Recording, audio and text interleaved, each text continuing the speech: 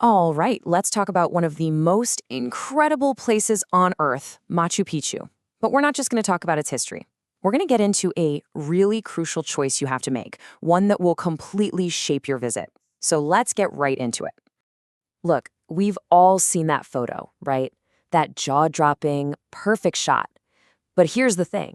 Visiting today is not a one-size-fits-all deal.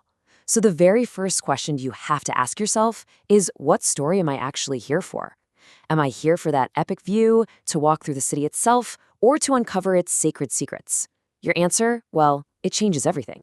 And here's why that question is so important. The moment you buy your ticket, you're forced to pick one and only one path. It's called the circuit system.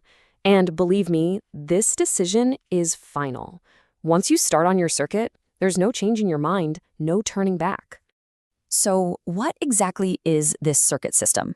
Well, think of it as a set of carefully designed one-way trails. Now, they're not doing this just to be difficult. It's actually a brilliant way to protect this incredibly fragile archaeological wonder from, all of us who want to see it. It keeps the site preserved and helps manage the massive flow of people. The key takeaway, though, is that your choice of circuit literally defines your entire experience there.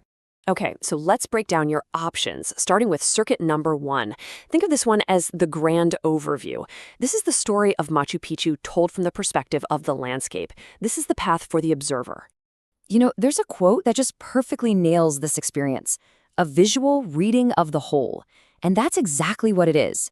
This circuit keeps you up high on the upper terraces, giving you that classic, sweeping, panoramic view that you see on all the postcards.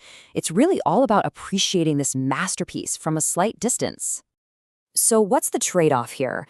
Well, on the one hand, you get a real sense of the sheer scale of the place. You see how the whole city was organized and its incredible connection to the mountains around it.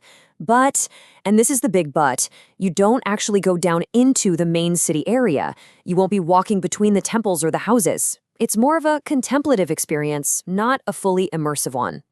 Okay, let's move on to our second option, circuit number 2, the living city. This path tells the story from a totally different angle, from the perspective of an Incan citizen, walking right through the heart of it all. Now, this is the most comprehensive route, the whole shebang. You still get that amazing panoramic view at the start, but then you actually descend into the city itself. You'll get to walk through the main plaza, see the incredible Temple of the Sun up close, explore where people lived, and just marvel at the genius of their water systems. You're truly experiencing the city as it was meant to be lived in. So what's the payoff? You get a deep understanding of how this city actually worked, the different social spaces, the rhythm of daily life and ceremonies. This is exactly why it's the #1 recommendation for first-time visitors. The trade-off? Well, it's the most popular route for a reason, so you can expect more people and a bit of a more regulated pace to keep everything flowing smoothly. And that brings us to our final option, Circuit 3, the sacred core. So if Circuit 1 is the observer and 2 is the citizen, you can think of this one as the path of the pilgrim. It really hones in on the spiritual heart of the entire site. This route is all about an intimate journey. It keeps you in the lower section of the complex, guiding you through these really powerful spaces of ritual and symbolic meaning. It's a much more specialized, deep dive into the belief system of the Inca elite. With this circuit, you get right up close to amazing structures like the Temple of the Condor and the royal homes. It's a really intimate, focused experience about worship and power. But here's that crucial trade-off again.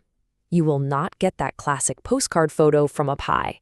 You basically sacrifice that big picture understanding of the site to get a really deep look into its most sacred corners. Okay, so those are the 3 big stories, the 3 narratives you can choose.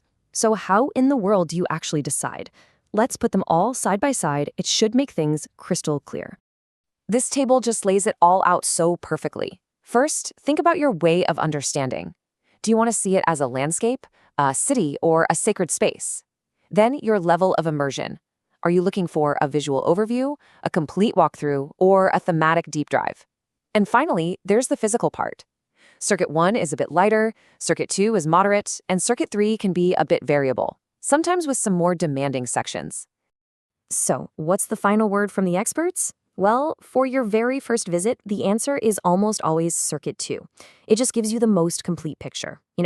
It combines that amazing view with the feeling of being inside the city. Now, If you're lucky enough to go back for a second time, that's when you can specialize. You could choose Circuit 1 to really appreciate the landscape, or go with Circuit 3 to explore that deep symbolism. And you see, this brings us right back to where we started. This choice isn't just about logistics, it's about your whole approach. What kind of visitor are you going to be? Do you want to observe the masterpiece from afar? Do you want to walk its streets like a citizen? Or do you want to try and interpret its deepest secrets like a pilgrim? I want to leave you with this one last thought, because it says it all. Each route proposes a different narrative of the same place. Your choice here transforms what could be just a simple tour into a really conscious, personal, and meaningful experience.